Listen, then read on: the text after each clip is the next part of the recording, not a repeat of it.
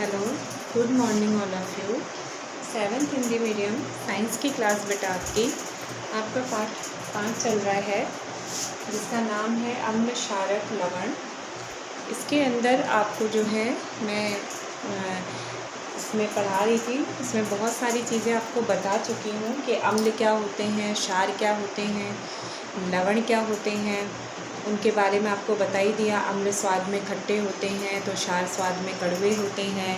फिर लवण के बारे में भी आपको समझा दिया कि ये कैसे होते हैं, अम्ल और क्षार से मिलकर बनने वाले लवण होते हैं। तो इन सब की चीज़ों के बारे में मैंने आपको डिक्टेट कर दिया। इसमें पहले स्वाद के आधार पर फिर मैंने बीच में आपको सूचक के बारे में भी समझाया था कि सूचक 2 प्रकार के होते हैं। सूचक पे टिप्पणी जैसे करें तो सूचक के प्रकार भी समझा दिए थे कि प्राकृतिक होता है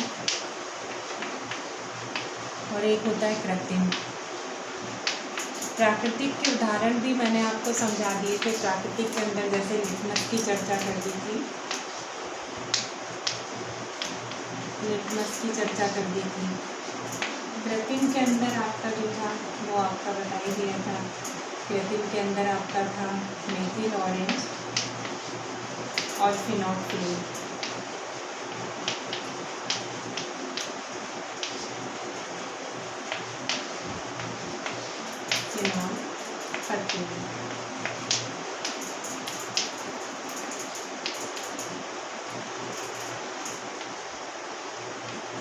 ये आपका तो इस तरीके से आपके यानी प्राकृतिक के अंदर लिटमस पत्र इम्पॉर्टेंट है, कृत्रिम के अंदर मेथिल ऑरेंज और फिनोल्फिलीन है। ये दोनों सूचक के बारे में भी आपको टिप्पणी कर दी थी मैंने। उसके बाद अगर आप बात करते हैं जैसे कि प्राकृतिक सूचक के अंदर लिटमस की पूरी जानकारी लें कि लिटमस कहाँ से आपका यानी वो किस तरह का सूचक है, कैसे वो कहाँ से उसका ओरिजिन है, कहाँ से उसकी उत्पत्ति है, तो वो भी समझा दिया था। फिर लिटमस के आधार पर आपको मैंने बताया था कि लिटमस के आधार पर नीला और लाल 2 तरीके से परिवर्तन कर सकते हैं। नीला लिटमस और लाल लिटमस, ये दोनों का परिवर्तन। नीले से लाल रंग में परिवर्तन अगर है तो ये अम्ल की पहचान है, अम्ल की पहचान है। लाल से नीले का अगर है परिवर्तन तो ये क्षार की पहचान है। इस तरीके से मैंने आपको समझाया था। अब अगर इसमें सूचक के बारे में आपको जैसे मैंने ये समझा दिया था, इसके बाद आपको क्षार के बारे में भी इसके अंदर आ जाता है कि क्षार और अम्ल दोनों की पहचान आप प्राकृतिक सूचकों के आधार पर कैसे करेंगे और कैसे अम्ल के मतलब कृत्रिम के आधार पर करेंगे। फिर लवण अपना चल रहा था, जो लवण अपना इस आपके लेसन का लास्ट टॉपिक है। तो लवण के अंदर मैंने आपको ये भी समझाया था कि लवण क्या होता है। एक्चुअली अम्ल और क्षार जब मिलते हैं तो लवण और जल प्राप्त होता है। लवण और जल प्राप्त होता है, ये आपको मैंने बताया था। इसके अंदर फिर मैंने आपको रिएक्शन भी करके बताया था कि जब अम्ल और क्षार मिलते हैं तो लवण और जल प्राप्त होता है। इसमें जो आपकी इम्पॉर्टेंट बात थी उसके बाद लवण में कि लवण बनने में जो ऊष्मा का परिवर्तन, ऊष्मा का बाहर निकलना भी आपको दिखाई देता है। जैसे मैंने इसमें आपको समझाया था समीकरण द्वारा, मैं फिर से लिखती हूँ।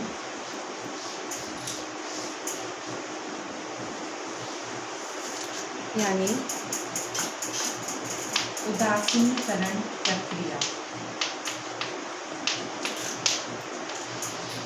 उदासीनीकरण प्रक्रिया, उदासीनीकरण प्रक्रिया जो है होती है अम्ल प्लस क्षार, ये बनाता है लवण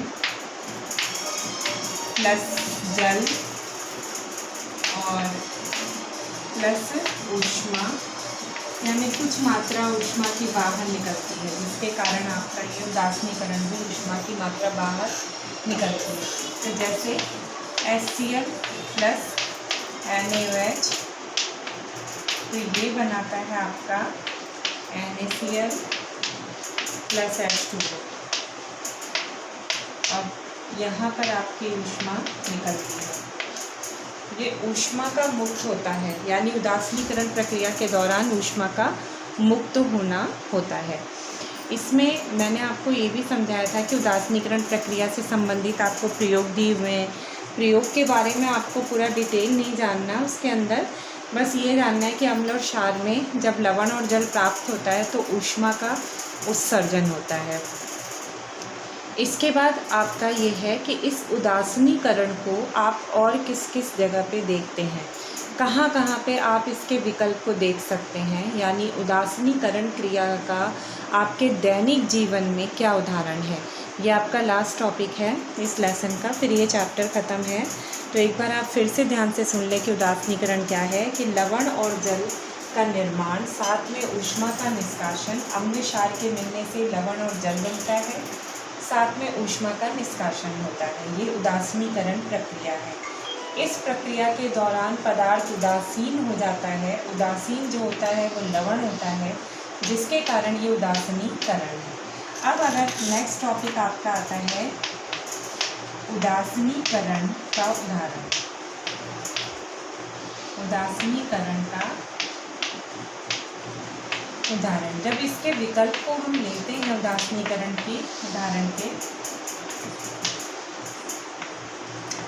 तो एक आपका आता है जैसे पाचन में देखते हैं इसका प्रभाव, कीटों के काटने में देखते हैं आप इसका प्रभाव,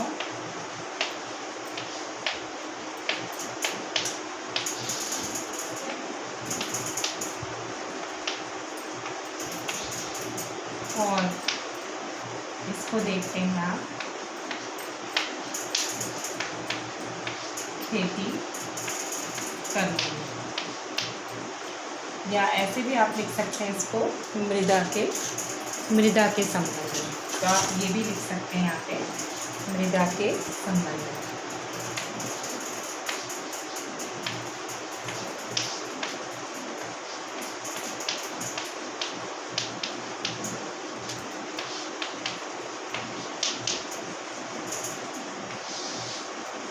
ठीक है,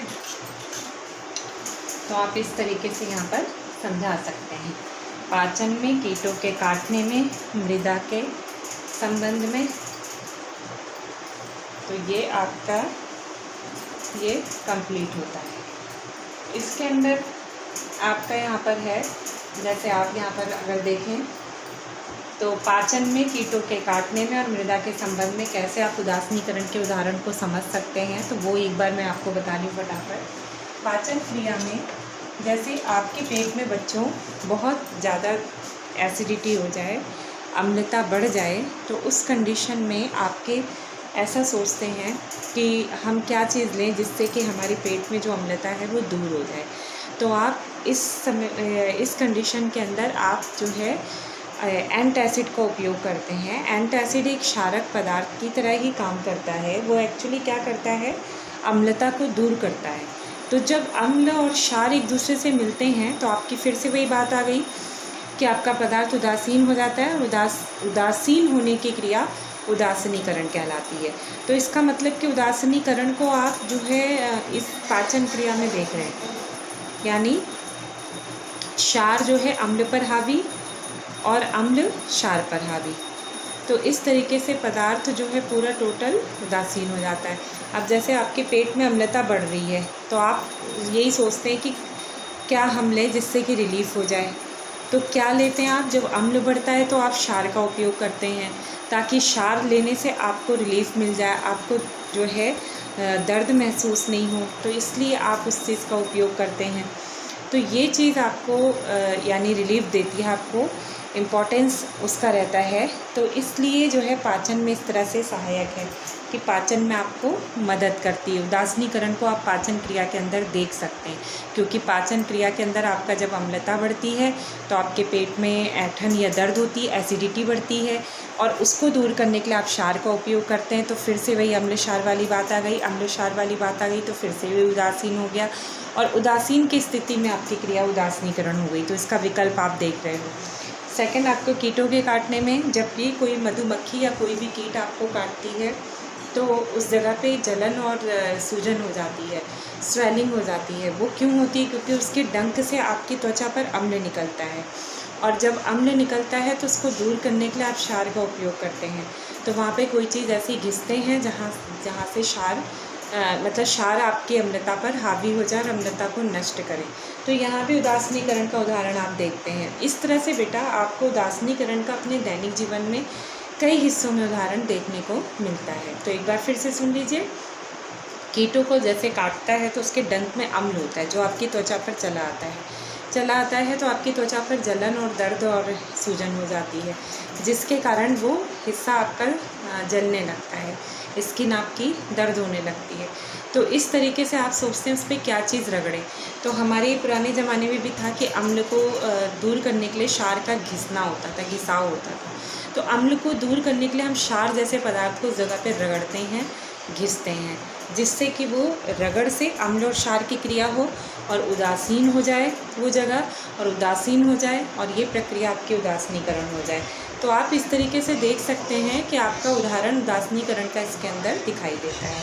इसी तरह से मृदा के संबंध में अगर हम बात करें तो मृदा में आपका किसान जो है, जैसे खेत की मिट्टी है, तो खेत की मिट्टी के अंदर वो ये सोचता है कि जब उसकी खेत की मिट्टी में उसने देखा कि अम्लता ज़्यादा है तो वो उसकी अपनी फसलों को उपजाऊ करने के लिए वो क्षारक पदार्थों का उपयोग करता है।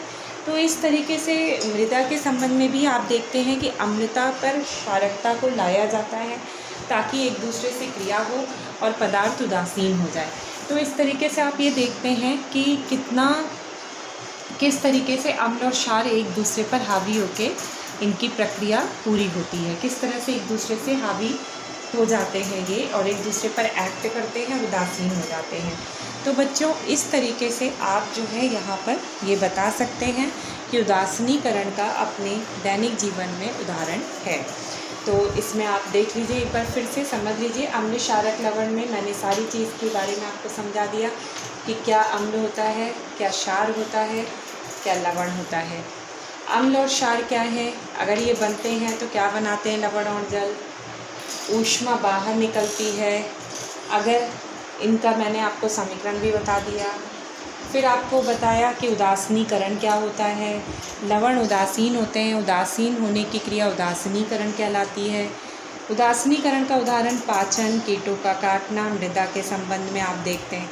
पाचन में देखते हैं कि आपके पेट में एसिडिटी जैसे बढ़ जाती है, आपको जलन होने लगती है, पेट में आपको गैस बनने लगती है, तो आप क्षार पदार्थ का उपयोग करते हैं। कीटों जब कीट काटता है किसी हिस्से पर तो वो अम्ल छोड़ता है, तो आप उसको दूर करने के लिए क्षार का उपयोग करते हैं। तो कहीं ना कहीं अम्ल क्षार आपस में क्रिया कर रहे हैं और वो जगह उदासीन हो जा रही है और प्रक्रिया उदासीनीकरण हो रही है। इसी तरह से मृदा के संबंध में भी अगर बात करें तो मृदा के संबंध में भी यही है कि आपका खेत की मिट्टी अगर में अम्लता ज़्यादा है तो आप क्षारकता का पदार्थ का उपयोग कर रहे हैं, जिससे कि वो जगह या वो खेत की मिट्टी जो है वो आपकी उस तरह से उदासीन हो जा रही है, और उदासीन होने की प्रक्रिया उदासीनीकरण है। तो इस तरह से 7th हिंदी मीडियम आपका पार्ट 5 अम्ल क्षारक लवण कंप्लीट होता है। अब आपके जो बीच में एक्सरसाइज बचे हैं, अगर मुझे टाइम मिलता है तो फिर से मैं सेंड करूँगी आपको। अब आपका पार्ट 3 चलेगा, प्रश्न उत्तर पार्ट 3 के, तो वो मैं सर्च करके खोज के फिर आपको दूँगी नेक्स्ट वीडियो में। तो इतना वेट करना पड़ेगा, बाकी आप अपने अगर तरफ से टाइम निकाल के कर लेते हैं तो अच्छा है, और मेरे को टाइम मिला है तो मैं आपको सेंड कर दूँगी। Okay, bye.